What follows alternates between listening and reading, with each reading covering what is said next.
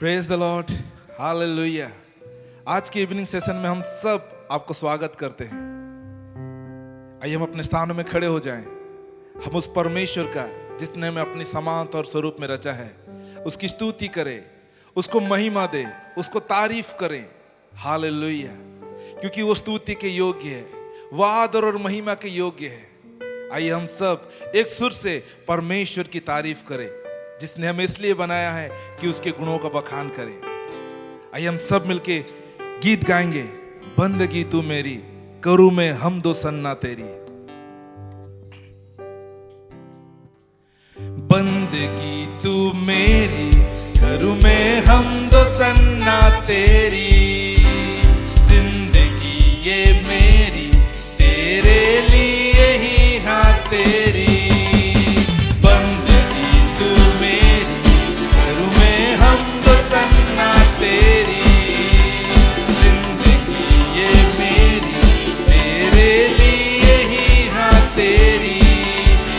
नाम की हो जय जयकार,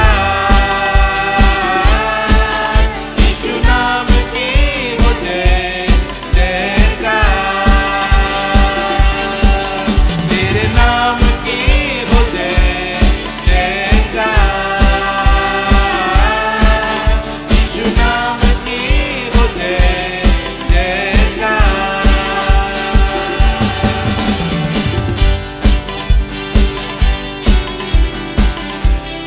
सजदा करूं तुझको, तेरा नाम सबसे ऊंचा। तू अल्फा और ओमेगा, तेरे बिन यीशु क्या जीना।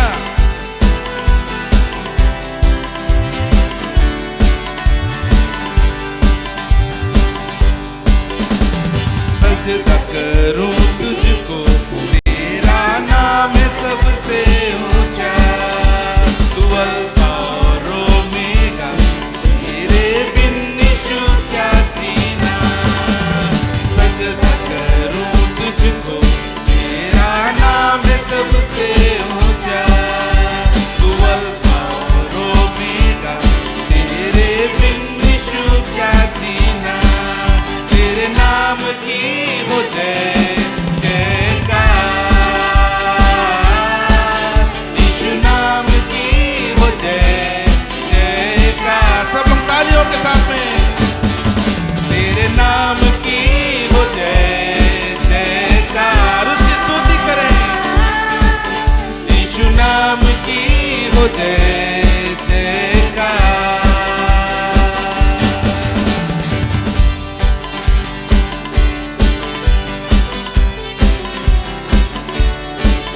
आइए हम सब मिलकर उसकी स्तुति करें, उसकी सराहना गाएं, अपने होठों को खोले और उसकी स्तुति करें।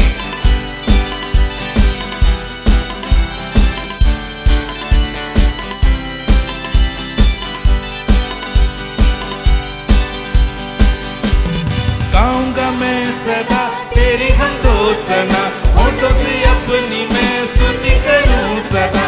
राजाओं का राजा, जिंदा मेरा खुदा, मेरे गुनाह लिए सूली पर तू चढ़ा। गाऊंगा मैं सदा तेरी हमदोसना,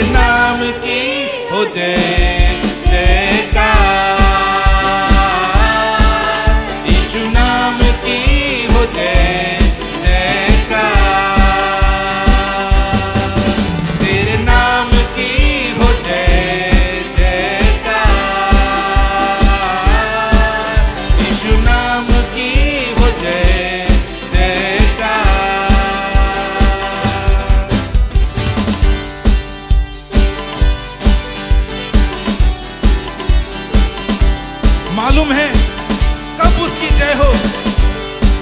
हम ऐसा क्यों कर रहे हैं?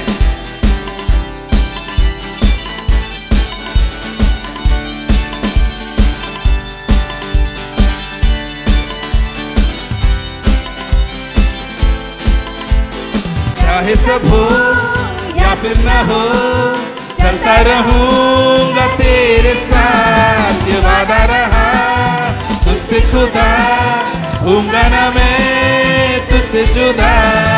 चाहे सब हो या कुछ ना हो, चलता रहूंगा तेरे साथ, ये वादा रहा तुझसे खुदा, होऊंगा ना मैं तुझसे जुदा। तेरे नाम की हो जय जयकार, यीशु नाम की हो जय जयकार, तेरे नाम की हो जय जयकार, यीशु नाम की हो जय जयकार।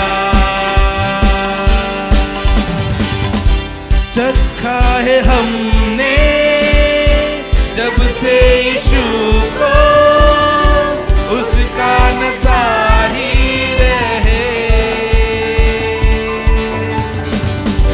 यीशु में होके सब कुछ है पाया, अब कुछ न चाहत रहे।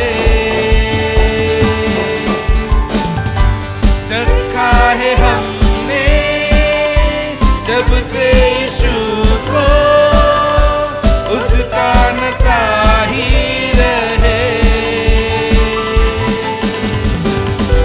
यीशु में होके सब कुछ है पाया, अब कुछ न चाहत रहे। तेरे नाम की हो जय जयकार, यीशु नाम की हो जय जयकार, तेरे नाम की हो जय जयकार, यीशु नाम की हो जय जयकार। आराधना तेरी हो सदा, तू ही है मेरा खुदा, जीवन मुझको दिया, पापों से तूने शुद्ध किया। आराधना तेरी हो सदा, तू ही है मेरा खुदा, जीवन मुझको मिला, पापों से तूने शुद्ध किया। तेरे नाम की हो जय जयकार, यीशु नाम की हो जय जयकार, तेरे नाम की हो जय जयकार, यीशु नाम की हो जय जयकार, तेरे नाम की हो जय जयकार, यीशु नाम की हो जय जयकार। हालेलुया। परमेश्वर महान है, हालेलुया। उसकी करुणा भी महान है, हालेलुया। चाहे हमारे पास कुछ हो या हमारे पास कुछ ना हो, हमें ये वादा करना है परमेश्वर से, लॉर्ड मैं तेरे साथ रहूंगा, मैं तेरे साथ रहूंगा। हालेलुया। आइए हम अपनी आंखों को बंद करें, उस परमेश्वर की जो स्वर्ग में विराजमान है, जो था, जो है और जो रहेगा, उसकी तारीफ करें। हालेलुया। तू ही जिंदगी है खुदा, तू ही बंदगी है प्रभु, तू ही हमारा खुदा है लॉर्ड, तू ही सच्चाई है, तू ही जिंदगी का रास्ता है। हम तेरे नाम को ऊंचा उठाते हैं, उस यीशु नाम को ऊंचा उठाते हैं प्रभु जी, जिस नाम को तूने सबसे ऊंचा ठहराया। उस नाम को हम ऊंचा उठाते हैं प्रभु जी, जिस नाम में रोगी चंगाई को पाता है, जिस नाम में जो अंधकार में है वो ज्योति को पाते हैं। हालेलुया, हम तेरे नाम को ऊंचा उठाते हैं खुदा। यीशु तू है जिंदगी, तू है बंदगी, तू हमारा खुदा। यीशु तू है जिंदगी, तू है बंदगी, तू हमारा खुदा। सच्चाई है तू ही, तू जिंदगी का रास्ता, तुझसा नहीं कोई, तू है हमारा बादशाह, बादशाह, बादशाह, बादशाह, बादशाह। यीशु तू है जिंदगी, तू है बंदगी, तू हमारा खुदा।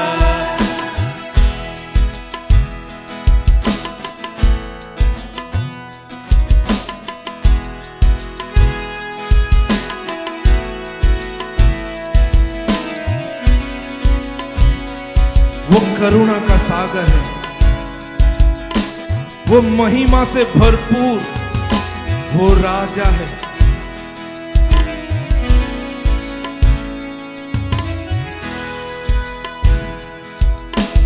करुणा का तू सागर, महिमा का तू है राजा, सांसों में समाकर मेरे दिल में यीशु आजा।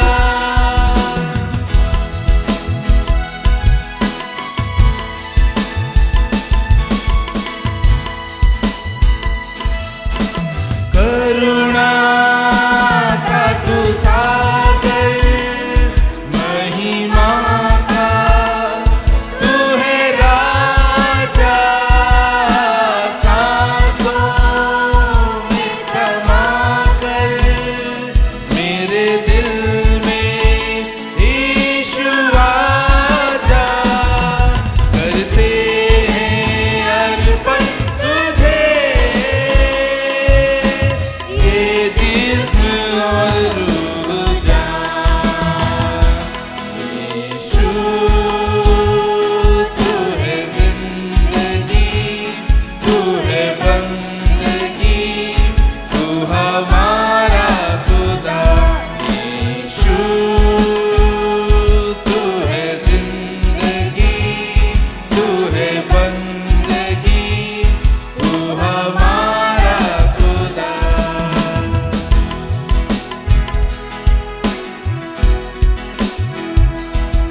वो निर्बलों को बल देने वाला परमेश्वर है, वो संकट में अति सहज से मिलने वाला सहायक, वही हमें शांति देता है। क्या हम परमेश्वर को कह सकते हैं कि प्रभु तू ही हमारा सब कुछ है? निर्बल का तू बल है, संकट में तू सहारा, शांति हमें देता, सब कुछ है तू हमारा।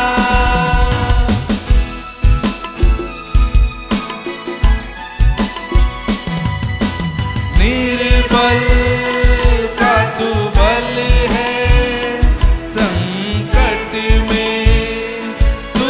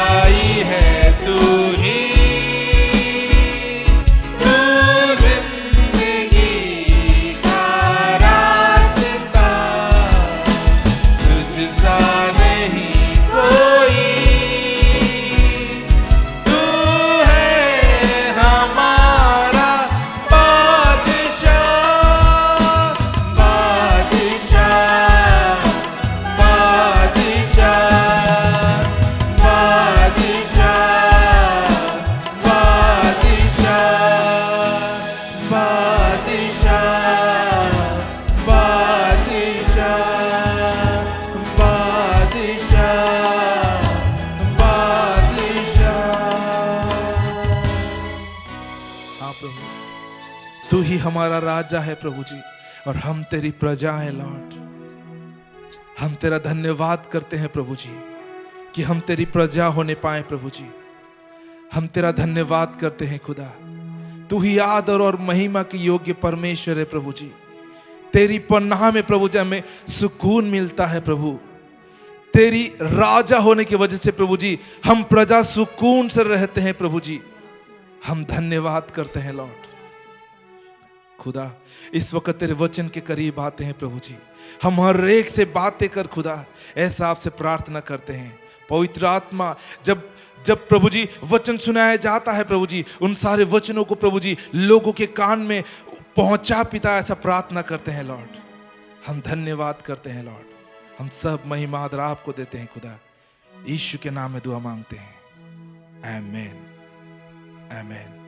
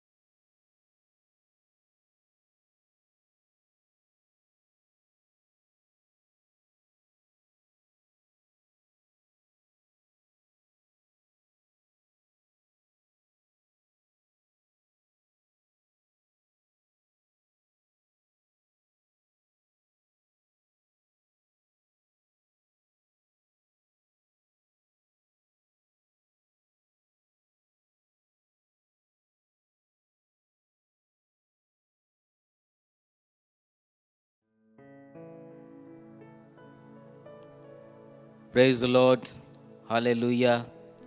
परमेश्वर का धन्यवाद करते हैं आज के सुंदर समय के लिए। परमेश्वर ने फिर से हमारे जीवन में एक बार मौका दिया कि हम परमेश्वर के साथ संगति करें उनके वचनों के द्वारा से। हमारा परमेश्वर जब हमें सृष्टि किया है, हमें रचा है आत्मा प्राण शरीर में, तो वह परमेश्वर तीनों को जो आवश्यकता है वो पूरा करता है। हम सबको संभाला है। आइए हम परमेश्वर का धन्यवाद करेंगे, प्रार्थना करेंगे और फिर वचनों में जाएंगे। हमारे प्रेमी अनुग्रहकारी दयालु पिता परमेश्वर, हम हमारे उद्धारकर्ता यीशु मसीह के पवित्र सामर्थी नाम में तेरे पास आते हैं। हम तेरा धन्यवाद करते हैं प्रभु जी, तू हमारा भला परमेश्वर है। प्रभु हम तेरा धन्यवाद करते हैं तेरे प्रेम के लिए, तेरी दया के लिए, तेरी करुणा के लिए, तेरे आशीषों के लिए, तेरे भलाइयों के लिए, तेरे बलिदान के लिए प्रभु हम धन्यवाद देते हैं।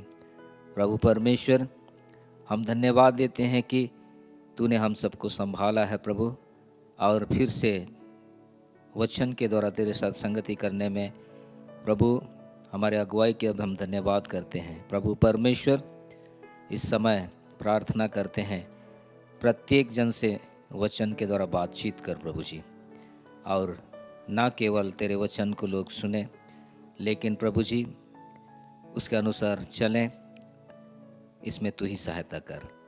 प्रभु हम धन्यवाद देते हैं। धन्यवाद प्रभु जी, यीशु मसीह के पवित्र सामर्थी नाम में मांगते हैं, सुने और ग्रहण करें, आमीन।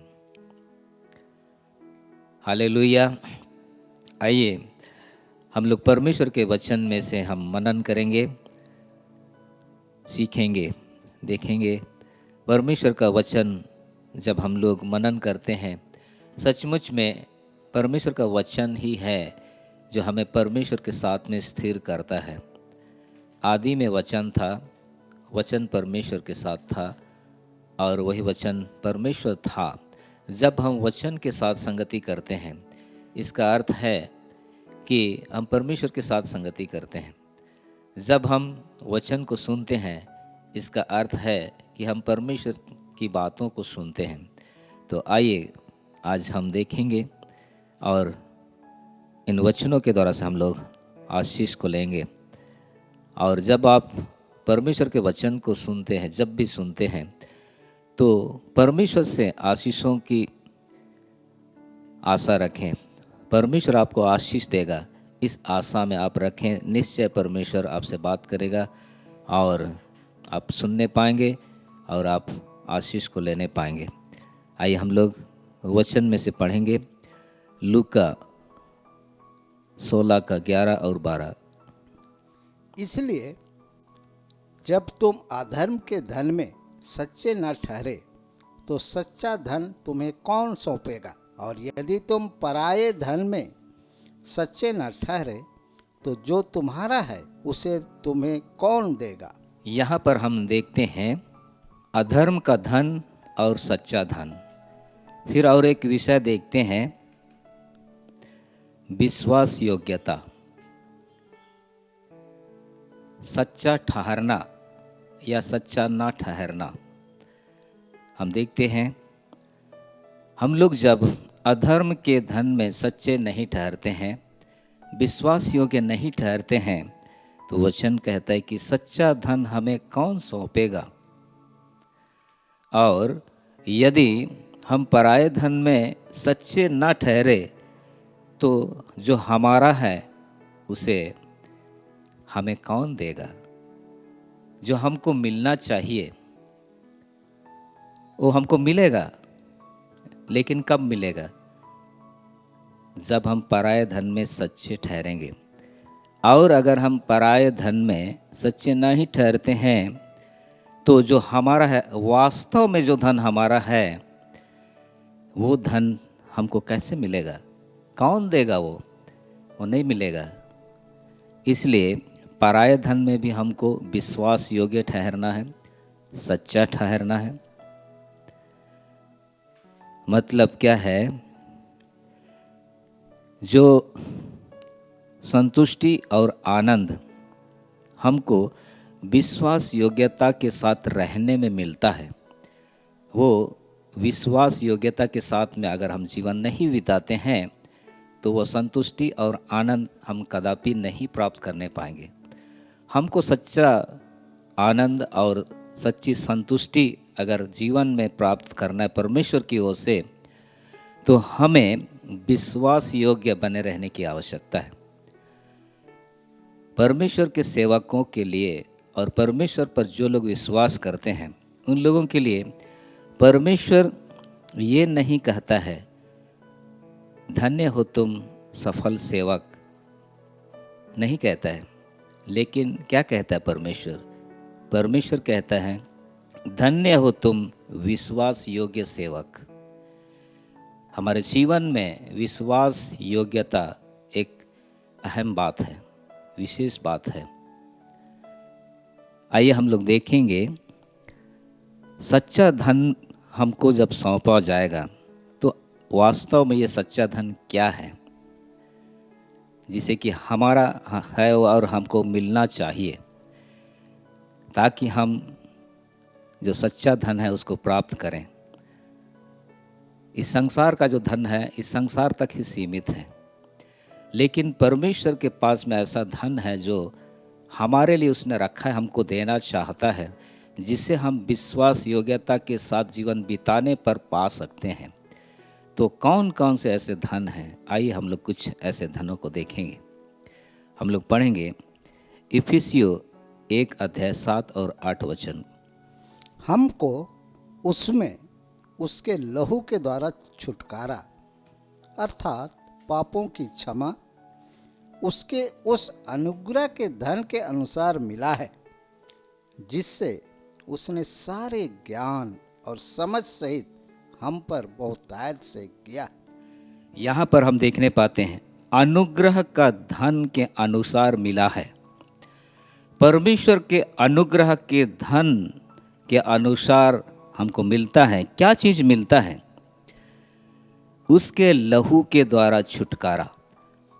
हमारे उद्धारकर्ता प्रभु यीशु मसीह के द्वारा से छुटकारा अर्थात अपराधों की क्षमा, पापों की क्षमा।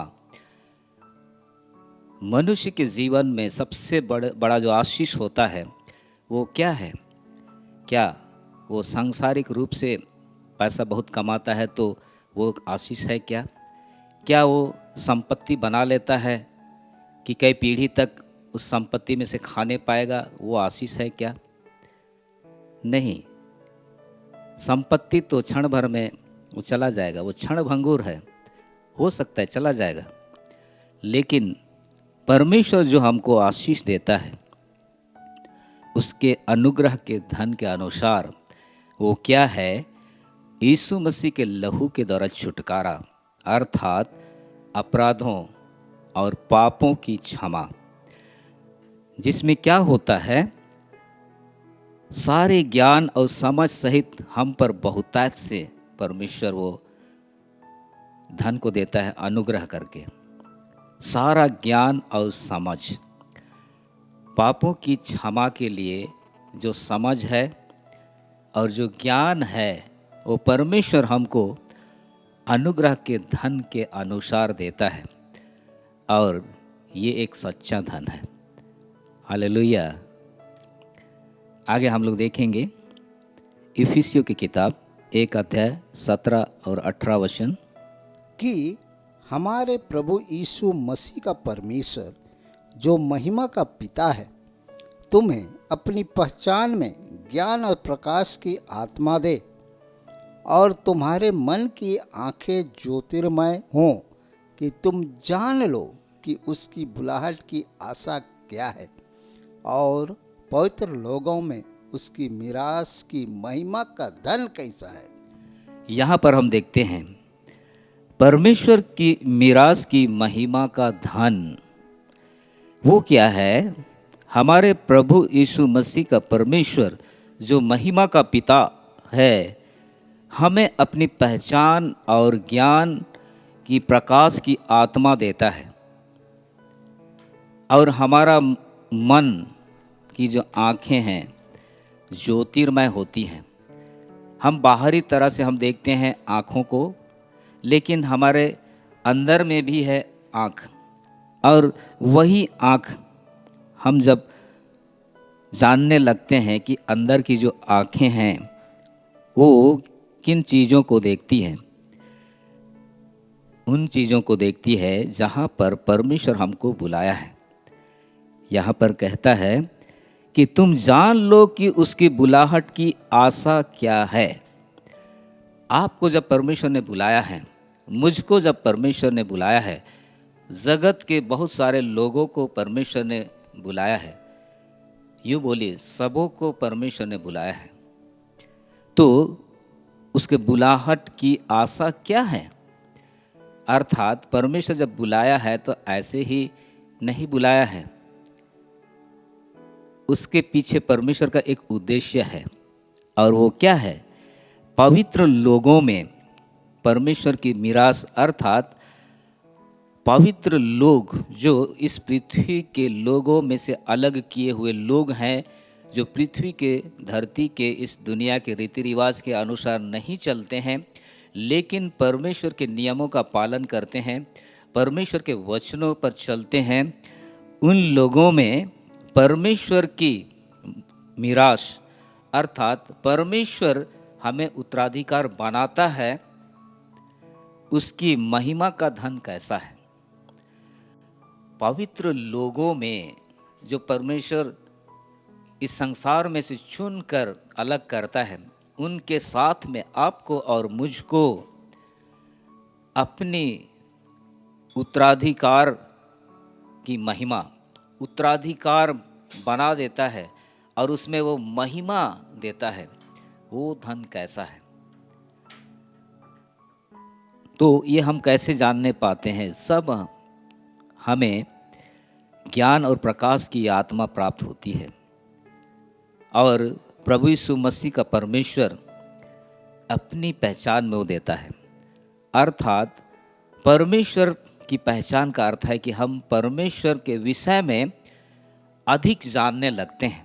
वास्तव में परमेश्वर का स्वभाव कैसा है, परमेश्वर क्या करना चाहता है मनुष्य को लेके, उस बात को जब हम उस ज्ञान को, बात को जब जानने लगते हैं, भीतरी मनुष्यत्व, भीतर की आंखें जब उसको देखने लगती हैं, तब हमको वो उत्तराधिकारी होने की महिमा का धन प्राप्त होता है, और यही है सच्चा धन। हालेलुया। आइए और हम लोग देखेंगे, यहाँ पर देखते हैं। देखिए आगे जब हम लोग पढ़ते हैं तो यहाँ पर उसके आगे जब हम पढ़ेंगे इन वचनों के आगे, तो क्या है, परमेश्वर के बुलाहट की आशा है और परमेश्वर की मीरास की महिमा का धन हमको प्राप्त होता है। फिर क्या है, परमेश्वर की सामर्थ्य की महानता हम अनुभव करने लगते हैं। जब हमारी आत्मिक आँखें ज्योतिर्मय होती हैं, तब इन बातों को हम लोग जानने पाते हैं, उसका ज्ञान हमें प्राप्त होने लगता है, और तब यही है सच्चा धन। Praise the Lord. आइए आगे हम लोग देखेंगे इफिसियों 3:8 और 9 वचन। मुझ पर जो सब पवित्र लोगों में से छोटे से भी छोटा हूँ, या अनुग्रह हुआ कि मैं अन्य जातियों को मसीह के अगम्य धन का सुसमाचार सुनाऊं, और सब पर यह बात प्रकाशित करूं कि उस भेद का प्रबंध क्या है जो सब के सृजनहार परमेश्वर में आदि से गुप्त था। यहाँ पर हम देखते हैं पौलुस प्रेरित इफिसियों की कलीसिया को ये बात बताता है कि पवित्र लोगों में से वो सबसे छोटा है। अर्थात यीशु मसीह के जो चेले लोग थे वे प्रेरित हुए, और पौलुस शारीरिक रूप से यीशु मसीह के साथ में संगति नहीं किया था, उसके साथ चला फिरा नहीं था, फिर भी वो प्रेरित हुआ। और वो बोलता है कि यह अनुग्रह हुआ मुझ पर कि मैं अन्य जातियों को मसीह के अगम्य धन का सुसमाचार, मसीह के अगम्य धन का सुसमाचार, ऐसा धन जहाँ तक पहुँचना बहुत ही मुश्किल है, वो है मसीह का सुसमाचार। मसीह का सुसमाचार यीशु मसीह ने जगत के लोगों के लिए, हर एक व्यक्ति के लिए उसने जो काम किया कलोरी के क्रूस में, वही सुसमाचार को वो अन्य जातियों को सुनाए। और ये जो सुसमाचार सुनाने वाला जो अधिकार उसको दिया गया, ये जो उसको अवसर मिला सुसमाचार सुनाने का, ये एक धन है, ये धन है। और इसको वो बांटने सकता है कब और किसको? ये अन्य जाति लोगों को। वास्तव में यीशु मसीह कहता है कि उद्धार यहूदियों में से है, यहूदियों में से उद्धार है, लेकिन परमेश्वर जगत के जितने भी लोग हैं, किसी भी जाति और किसी भी समुदाय का व्यक्ति क्यों ना हो, हर एक व्यक्ति के लिए यीशु मसीह इस जगत में आके कलवरी की क्रूस में जो काम किया, पापों से छुटकारा पाने के लिए, पापों की क्षमा पाने के लिए, मुक्ति पाने के लिए उसने जो किया, वो ना केवल यहूदियों के लिए जो शारीरिक रूप से परमेश्वर के चुने हुए लोग हैं, लेकिन जितने भी लोग हैं इस पृथ्वी के, सब के लिए, चाहे कोई बड़ा व्यक्ति क्यों ना हो और छोटा से छोटा व्यक्ति क्यों ना हो, किसी भी जाति का क्यों ना हो, सब के लिए केवल और केवल यीशु मसीह ने ही पापों से उद्धार करने के लिए कलोरी क्रूस पर जो कीमत को चुकाया, उसी सुसमाचार को जो अगम्य धन है सुनाने के लिए पौलुस को अवसर मिला। और यहाँ लिखता है, सब पर यह बात प्रकाशित करूं कि उस भेद का प्रबंध क्या है जो सबके सृजनहार परमेश्वर में आदि से गुप्त था। आदि से ही वो छिपा हुआ था, रहस्य वाली बात थी। यीशु मसीह इस्राएल देश में आया, इस्राएलियों में से आया, और बाकी अन्य जाति के जो लोग हैं, क्या उनके लिए यीशु मसीह नहीं आया? सब लोगों के लिए, सब समुदाय, सब जाति के लोगों के लिए यीशु मसीह आया। और ये परमेश्वर हमारा जो सृजनहार है उस बात को आदि से ही गुप्त में रखा था। हालेलुया। इसलिए एक व्यक्ति को उद्धार पाने की जो आवश्यकता होती है तो वो केवल और केवल यीशु मसीह के द्वारा से वो प्राप्त होता है, जो उसने कलवरी के क्रूस पर काम करके पूरा किया, दुख उठाया, लहू बहाया और अपने जान को दिया, कब्र में गया और मुर्दों में से तीसरा दिन जिंदा उठा, जी कर उठा और इस पृथ्वी में 40 दिन तक रहा और फिर अपने चेलों के देखते देखते वो स्वर्ग पर चला गया। यही तो सुसमाचार है। और इसी सुसमाचार को सुनाने के लिए परमेश्वर ने पौलुस प्रेरित के जीवन में अनुग्रह किया। और ये एक अगम्य धन है, जहाँ तक पहुँचना बहुत मुश्किल है, लेकिन पौलुस उस धन को प्राप्त करता है और उसने अन्य जातियों के बीच में भी सुसमाचार को सुनाया। Hallelujah, praise the Lord. आगे हम लोग देखेंगे सच्चा धन क्या है। इफिसियों 3:16 से 19 तक पढ़ेंगे। कि वह अपनी महिमा के धन के अनुसार तुम्हें यह दान दे कि तुम उसके आत्मा से अपने भीतरी मनुष्यत्व में सामर्थ पाकर बलवंत होते जाओ और विश्वास के द्वारा मसीह तुम्हारे हृदय में बसे, कि तुम प्रेम में जड़ पकड़कर और नेव डालकर सब पवित्र लोगों के साथ भली भांति समझने की शक्ति पाओ कि उसकी चौड़ाई और लंबाई और ऊंचाई और गहराई कितनी है, और मसीह के उस प्रेम को जान सको जो ज्ञान से परे है, कि तुम परमेश्वर की सारी भरपूरी तक परिपूर्ण हो जाओ। यहाँ हम देखते हैं और एक है जो सच्चा धन है, वो है महिमा का धन। महिमा का धन, वह अपनी महिमा के धन के अनुसार तुम्हें यह दान दे कि तुम उसके आत्मा से अपने भीतरी मनुष्यत्व में सामर्थ पाकर बलवंत होते जाओ। उसके आत्मा से, परमेश्वर के आत्मा से हमारे भीतरी मनुष्यत्व में हम सामर्थ पाते हैं और तब हम आत्मिक रूप से बलवंत होते हैं और हमारे विश्वास के द्वारा मसीह हमारे हृदय में बसता है।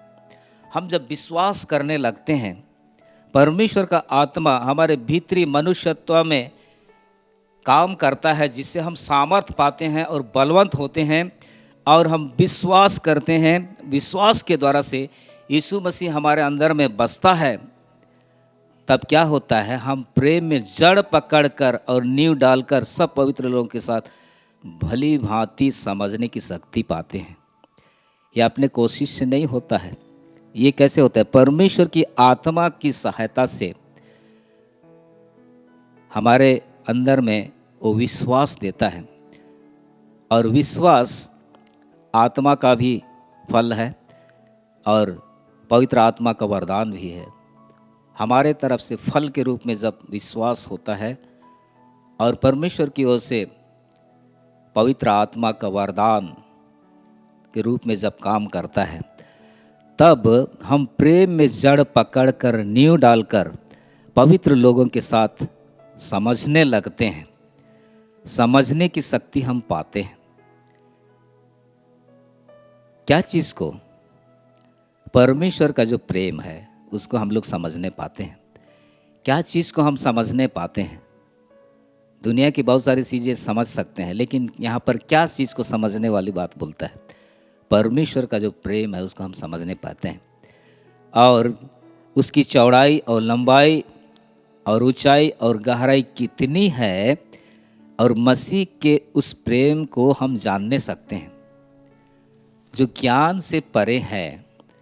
हमारे ज्ञान से वो जो प्रेम है वो परे है। ये परमेश्वर इसलिए करता है कि हम परमेश्वर की सारी भरपूरी तक परिपूर्ण हो जाएं। परमेश्वर के प्रेम के विषय में हम इस प्रकार जानने लगते हैं, हमें ज्ञान होने लगता है परमेश्वर के आत्मा के द्वारा से। और हम जब विश्वास करने लगते हैं, यीशु मसीह विश्वास के द्वारा से हमारे अंदर में वास करने लगता है, तब वो ज्ञान हमको प्राप्त होता है। कौन सा ज्ञान? परमेश्वर के प्रेम का ज्ञान। परमेश्वर का प्रेम इस प्रकार का प्रेम है कि इस दुनिया के जितने भी लोग हैं, कोई भी नाश नहीं होना चाहिए। पापी से पापी व्यक्ति भी नाश नहीं होना चाहिए। हर एक मन फिराए, कोई भी नाश नहीं हो। यही तो परमेश्वर का प्रेम है। परमेश्वर नहीं चाहता है कि कोई भी नाश हो, वो चाहता है कि सबका उद्धार हो, सब लोग सत्य को जान जाएं भली भांति। ये परमेश्वर की इच्छा है। और ये जब हमारे हृदय में हम भी ऐसा बात को बैठा लेते हैं, ऐसा विश्वास को बैठा लेते हैं, तब उस प्रेम की जो गहराई है, ऊंचाई है, लंबाई है, हम लोग जानने पाते हैं। और परमेश्वर करता है। और फिर हम जब एक व्यक्ति को देखने लगते हैं, इसका जीवन परमेश्वर से दूर है और इसका जीवन सुधरने वाला नहीं है, फिर भी परमेश्वर नहीं चाहता है जब तक जीवन है कि वो भी परमेश्वर को जाने, वो भी परमेश्वर का प्रेम को, उसका स्वाद को चखे और नाश नहीं हो। तो जो परमेश्वर की जो महिमा के धन के अनुसार हमारा भीतरी मनुष्यत्व में हम सामर्थ पाते हैं,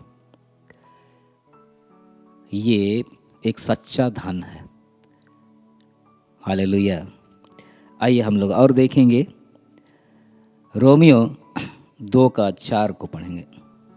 क्या तू उसकी कृपा और सहनशीलता और धीरज रूपी धन को तुच्छ जानता है?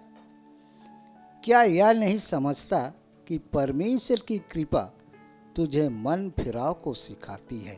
परमेश्वर की कृपा का धन यहाँ पर हम देखते हैं, ये सच्चा धन है। परमेश्वर हम मनुष्यों पर कृपा करता है, ये सच्चा धन है। आप परमेश्वर से धन के रूप में बहुत कुछ मांग सकते हैं और परमेश्वर आपको दे भी देगा, लेकिन अगर आप परमेश्वर की कृपा का धन को नहीं प्राप्त करते हैं, बाकी जो भौतिक चीज़ों को मांगते हैं आशीष में, आपको मिलेगा भी, लेकिन कृपा का जो धन है उसको नहीं पाते हैं, तो आप एक अच्छा और सच्चा धन को खो देंगे। इसलिए हम सबको चाहिए कि हम परमेश्वर की कृपा का धन को प्राप्त करें। भौतिक आशीषें भी परमेश्वर देता है, लेकिन उनसे बढ़कर परमेश्वर की ओर से जो आशीष है वो है परमेश्वर की कृपा का धन। और इसमें क्या होता है? परमेश्वर की कृपा और सहनशीलता और धीरज रूपी धन, वो उसका कितना मूल्य है, कितना महत्व है वो धन। परमेश्वर की कृपा क्या करती है? मन फिराव को सिखाती है। आज मन फिराव नहीं होने के कारण मनुष्य के जीवन में पतन है, मनुष्य के जीवन में आत्मिक उन्नति नहीं है। मन फिराव नहीं है, वहाँ पर काम रुक जाता है। जो अपने अपराध छिपा के रखता है उसका काम सफल नहीं होता है, लेकिन जो अपने अपराध को मान लेता है, स्वीकार कर लेता है और छोड़ भी देता है, उस पर परमेश्वर दया करता है। तो मन फिराव को सिखाती है क्या? परमेश्वर की कृपा। इसलिए हम विश्वासी ही क्यों ना हों, कई बार ऐसे होता है, हमको लगता है, लोगों को लगता है, विश्वासियों को लगता है कि हम परमेश्वर से दूर हो गए हैं, लेकिन याद रखिए परमेश्वर आपको नहीं छोड़ा है। भले ही आप कुछ ऐसा काम किए हैं जिसके कारण से आपको लगता है कि आप परमेश्वर से दूर हो गए हैं, लेकिन याद रखिए परमेश्वर ने आपको नहीं छोड़ा है। यहाँ पर आपको परमेश्वर की कृपा को लेने की आवश्यकता है। जब आप परमेश्वर की कृपा की आशा करते हैं, परमेश्वर के कृपा को लेने की कोशिश करते हैं परमेश्वर के निकट में जाकर, तो क्या होता है, जो कुछ भी आपसे भूल हुआ है, जो कुछ भी आपने गलती की है, वही कृपा क्या करती है, आपको मन फिराने के लिए सिखाती है। और जब आप मन फिराते हैं तो यहाँ पर परमेश्वर की जो कृपा का धन आपके ऊपर, हमारे ऊपर में होता है, यही सच्चा धन है। हालेलुया। आप भौतिक चीज़ों को प्राप्त कर लेंगे, लेकिन मन फिराव नहीं करेंगे, आपके जीवन में मन फिराव नहीं होगा परमेश्वर की कृपा के धन के तरफ से, तो आप बहुत सारा चीज़ खो देंगे। इसीलिए आवश्यकता है कि अगर आपको लगता है कि परमेश्वर से आप दूर हो गए हैं, तो इसी समय आप क्या करें, परमेश्वर की कृपा के धन को आप लीजिए और मन फिरा लीजिए और परमेश्वर से जुड़ जाइए फिर से और परमेश्वर के साथ में चलिए। Praise the Lord, hallelujah. आइए फिर हम लोग देखेंगे रोमियो 11:33। आहा, परमेश्वर का धन और बुद्धि और ज्ञान क्या ही गंभीर है, उसके विचार कैसे अथाह और उसके मार्ग कैसे अगम्य हैं। परमेश्वर के विचार अथाह हैं। अथाह मतलब जिसका गहराई नाप नहीं सकते हैं, जिसका थाह नहीं लगा सकते, वही अथाह है। नाप नहीं सकते हैं गहराई को। और परमेश्वर का मार्ग ऐसा है जहाँ पहुँचने के लिए बहुत मेहनत या परमेश्वर के साथ में ही रहना पड़ता है। तो परमेश्वर का धन और बुद्धि क्या ही गंभीर है। परमेश्वर का जो बुद्धि है उसको प्राप्त करने के लिए ये ऐसा है, ये अथाह है और अगम्य है। तो हमें क्या करना चाहिए, पूरा जीवन भर परमेश्वर का जो बुद्धि है उसको ढूंढना चाहिए। यीशु मसीह सिखाया, ढूंढो तो तुम पाओगे। और हम लोग केवल छोटी छोटी चीज़ों के लिए और भौतिक चीज़ों को ढूंढते रहते हैं, लेकिन जो सच्चा धन है उसको ढूंढते नहीं है। सच्चा धन क्या है? परमेश्वर की बुद्धि। और परमेश्वर की जो बुद्धि है वो मनुष्य, साधारण मनुष्य जैसा नहीं है। आकाश ज़मीन का फर्क है परमेश्वर की बुद्धि और मनुष्य की बुद्धि में। मनुष्य हो सकता है वो किताबी ज्ञान प्राप्त करके वो बहुत बड़ा आदमी बन सकता है, लेकिन अगर परमेश्वर को नहीं जानता है तो वो जो ज्ञान है केवल यहीं तक सीमित है। किसी भी विषय में, इस संसार में कई प्रकार के विषय पढ़ाई किए जाते हैं और किसी भी विषय में बहुत अधिक पढ़ाई कर ले, लेकिन परमेश्वर को नहीं जाने तो उसने कुछ भी नहीं जाना। जो ज्ञान इस पृथ्वी तक है ये यहीं तक रहेगा। मृत्यु के बाद में असली में जीवन शुरू होता है और उस जीवन के लिए हमको परमेश्वर का ज्ञान जब हम लोग प्राप्त करते हैं तो इस पृथ्वी के ज्ञान से, इस संसार के ज्ञान से वो ध्यान, वो धन, वो ज्ञान, वो जो धन है वो बहुत अधिक मूल्यवान है। इसलिए परमेश्वर के विषय जानना या परमेश्वर को जानना, परमेश्वर का ज्ञान को रखना, ये एक सच्चा धन है। हालेलुया। आगे हम लोग देखेंगे फिलिपियो 4:19 को। मेरा परमेश्वर भी अपने उस धन के अनुसार जो महिमा सहित मसीह यीशु में है तुम्हारी हर एक घटी को पूरी करेगा। यहाँ पर फिलिपियो के कलीसिया को पौलुस प्रेरित देने वाली बात पर कहता है कि वहाँ के कलीसिया के लोग देने वाले थे। वे लोग यीशु मसीह में आनंदित थे, देते थे और देने से उनका कुछ कम नहीं हो जाता था। तो पौलुस प्रेरित यहाँ पर ये सिखाता है कि उस धन के अनुसार जो महिमा सहित मसीह यीशु में है, परमेश्वर तुम्हारी हर एक घटी को पूरी करेगा। अर्थात जब हम भले कामों के लिए देते हैं, परमेश्वर के राज के काम के लिए हम लोग देते हैं, कुछ भी देते हैं जिससे परमेश्वर के राज में आपका दिया हुआ भेंट काम में आता है। कुछ भी है, रकम हो सकता है, कोई सभी चीज़ हो सकता है। परमेश्वर के राज के लिए जब आप देते हैं तो आपके यहाँ कमी घटी नहीं हो जाता है, क्योंकि जब परमेश्वर के राज के लिए देते हैं तो परमेश्वर ऋणी नहीं होता है, क्योंकि परमेश्वर तो सृष्टि करता है, रचना करने वाला परमेश्वर है। आप जब परमेश्वर के राज के लिए देते हैं, परमेश्वर को देते हैं, इसका मतलब है कि परमेश्वर को दिए तो परमेश्वर तो ऋणी नहीं होगा, तो आपको वापस कर देगा। तो इसीलिए यहाँ लिखता है कि तुम्हारी हर एक घटी को पूरी करेगा। आपको लगेगा घटी हो गया, लेकिन परमेश्वर क्या करता है, घटी को पूरी कर देगा। जब आप देने में परमेश्वर के राज के लिए देते हैं तो आपको लगेगा घटी है, तो परमेश्वर उस घटी को पूरी करेगा। Hallelujah, praise the Lord. आइए फिर हम आगे देखेंगे कुलुस्सियों 1:27 को। जिन पर परमेश्वर ने प्रकट करना चाहा कि उन्हें ज्ञात हो कि अन्य जातियों में उस भेद की महिमा का मूल्य क्या है, और वह यह है कि मसीह जो महिमा की आशा है तुम में रहता है। मसीह परमेश्वर का अभिषिक्त व्यक्ति जो मानव जाति के उद्धार के लिए अभिषेक किया गया, कलवरी क्रूस में वो दुख उठाए, लहू बहाए और अपने जान को दे, बलिदान हो जाए, उसके लिए उसको अभिषेक किया गया, वो है मसीह।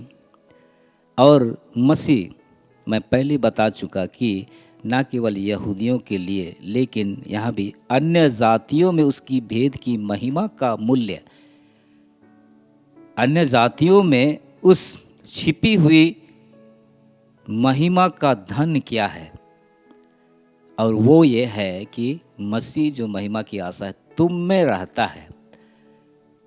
यीशु जो मसीह है वो हम में रहता है। हम अन्य जाति, आप अन्य जाति हैं, कोई बात नहीं, आप में रहता है। ना केवल यहूदियों में लेकिन अन्य जातियों में रहता है। और ये परमेश्वर ने प्रकट करना चाहा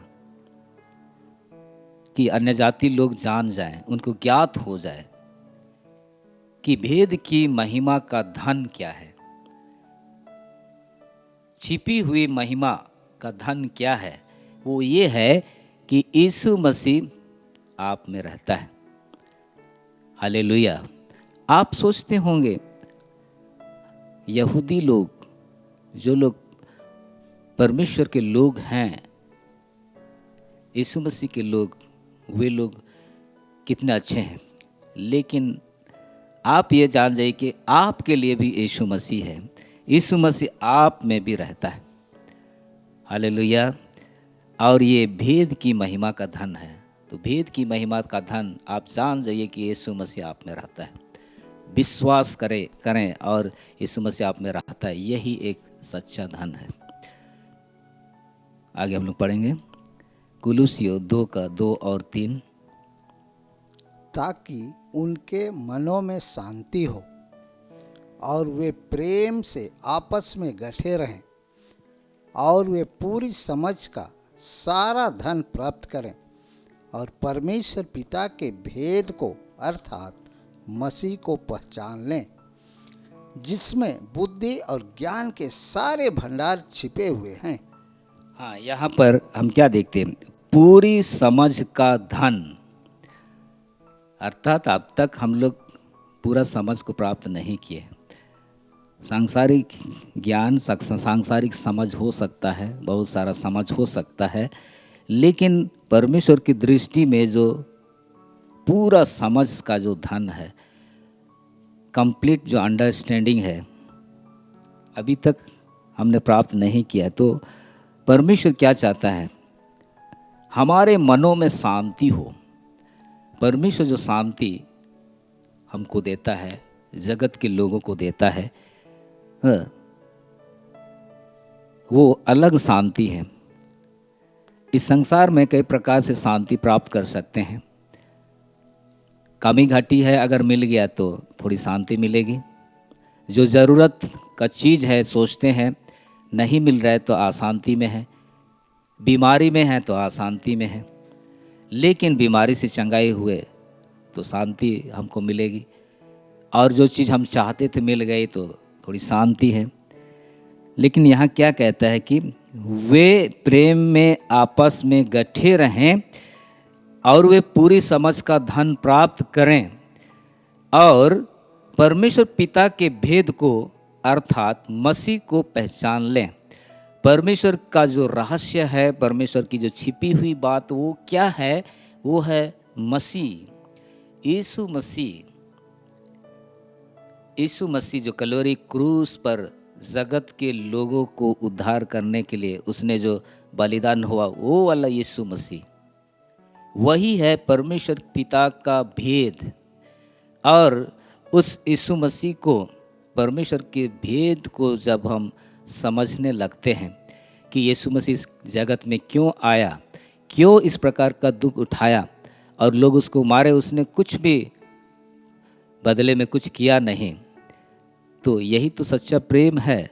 और ये क्यों किया, इसको जब सही रीति से समझने पाते किस कारण से यीशु मसीह ने इस प्रकार का काम किया। उसने तो कुछ अपराध नहीं किया था, उसने तो कुछ गलती नहीं की थी, फिर भी उसको मारे, उसको भी अपमान किए। तो ऐसा क्यों? तो इसको सही रीति से जब आप जानेंगे, समझेंगे, तो क्यों उसने ऐसा सहा।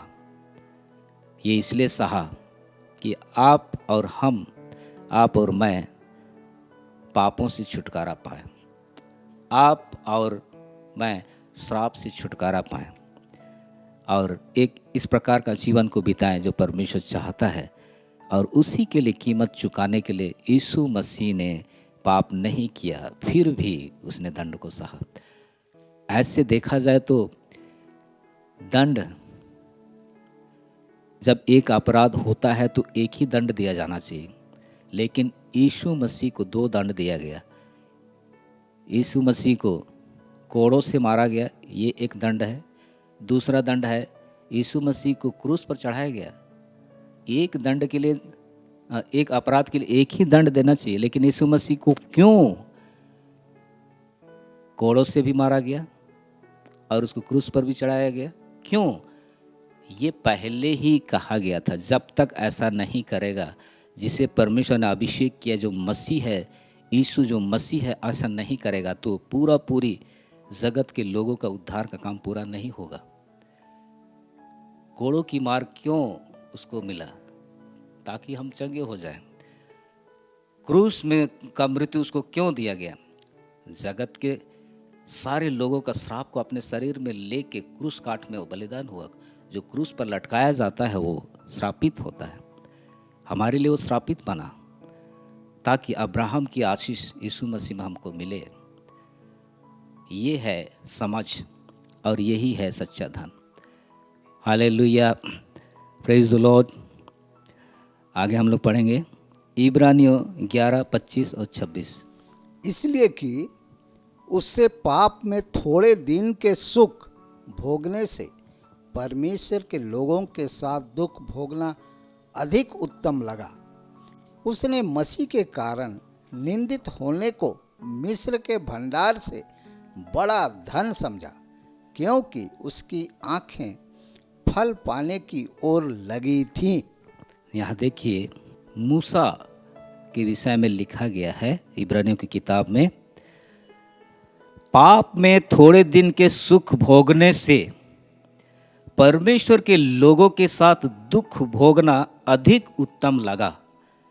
मोजेस जान गया, भविष्य की बातों को वो देखने पाया, इसलिए वो तो फिरौन राजा के महल में अपना बचपन को बिताया, लेकिन वो जान गया कि वो यहूदी है, वो मिस्री नहीं है। और वहाँ पर परमेश्वर ने ही उसको रखा था। वो जान के वास्तव में वो यहूदी है, और अगर वो उसी महल में रहता, राजा के महल में, तो वहाँ वो सुख भोग सकता था। लेकिन उसको क्या बोलता है, पाप का दिन सुख भोगना, फिरौन के घर में महल में सुख भोगना, वो पाप का दिन बोलता है। उससे अच्छा उसको लगा परमेश्वर के लोगों के साथ दुख भोगना, वो अधिक उत्तम लगा मोजिस को, मूसा को। और उसने मसीह के कारण निंदित होने को मिस्र के भंडार से बड़ा धन समझा। मिस्र के भंडार से, मिस्र ऐसा देश था उस समय में, चाहे अब भी उस समय में, वहाँ पर खाने की वस्तुएं हुआ करती थी। बाकी जगहों में नहीं होने से भी मिस्र देश में खाने की वस्तुएं हुआ करती थी। और वहाँ पर जब वो पाला गया, पोसा गया, तो अगला वो कभी ना कभी वो भी फिरौन बन जाता, वहाँ का राजा बन सकता था। लेकिन मोजिस ने क्या किया, मसीह के कारण, यहाँ लिखता है मसीह के कारण। उस समय तो जिस समय में मूसा वहाँ फिरौन राजा के महल में था, उस समय में मसीह कहाँ से आया, लेकिन मसीह के कारण निंदित होने को, निंदा को अपना, निंदा सहा उसने, तो मिस्र के भंडार से भी बड़ा धन समझा, और उसकी आंखें फल पाने की ओर लगी थी। हो सकता है आपके जीवन में आज ऐसा हो सकता है, आप निंदित हो रहे हैं, मसीह के कारण आप निंदित हो रहे हैं। हो सकता है आप ऐसे जगह में हैं जहाँ पर आपको बहुत सुख तो लग रहा है, लेकिन कुछ तो कमी लगता है आपको, सब कुछ का भरपूरी है।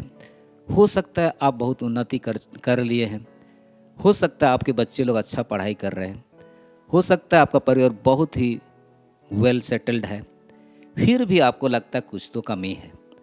तो प्रिय भाई और बहन, मैं बताना चाहता हूँ कमी क्या है, कि परमेश्वर की जो उपस्थिति है वो आप महसूस नहीं करते होंगे।